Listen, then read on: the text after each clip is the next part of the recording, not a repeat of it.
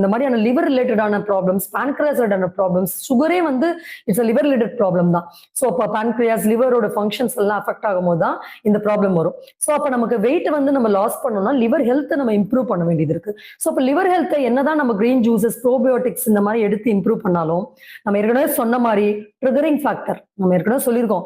Wait போடுதுன்னா எதனால போடுது? நம்ம கொஞ்சம் கண்ட்ரோல் இல்லாம இமோஷனலா சாப்பிட்றோம்.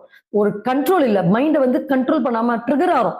ஸோ அப்போ அந்த ஒரு பர்டிகுலர் ஃபேக்டரை ஏன் யாரும் கான்சென்ட்ரேட் பண்ண மாட்டேங்கிறோம்? ஸோ அப்போ நமக்கு அந்த ஒரு கண்ட்ரோல் இருந்த ஆட்டோமேட்டிக்கா ஃபுட்டை லிமிட் பண்ணிப்போம், தேவையில்லாம சாப்பிட மாட்டோம். பசிங்கிறது என்ன, பசி மாதிரி இருக்கிறது என்ன அப்படின்றத நம்ம டிஃபரன்ஷியேட் பண்ணி பார்த்துருவோம். ஸோ அதனால இந்த ஆன்சைட்டி அண்ட் ஸ்ட்ரெஸ் அதை எப்படி நம்ம பேலன்ஸ் கண்ட்ரோல் பண்ண முடியும்? அடுத்து கிரீஃப் அண்ட் சேட்னஸ். சில பேர் வந்து அப்படியே துக்கமாவே இருப்பாங்க, கவலையாவே இருப்பாங்க, எதுக்கு எடுத்தாலும் கவலை, நாளைக்கு பிரச்சனையே இருக்காது ஆனா கவலைப்பட்டுட்டே இருப்பாங்க. அந்த மாதிரி இருக்கும்போது லங்ஸும் ஹார்ட்டும் அஃபெக்ட் ஆகும். ஸோ அதை வந்து நம்ம இன்னொரு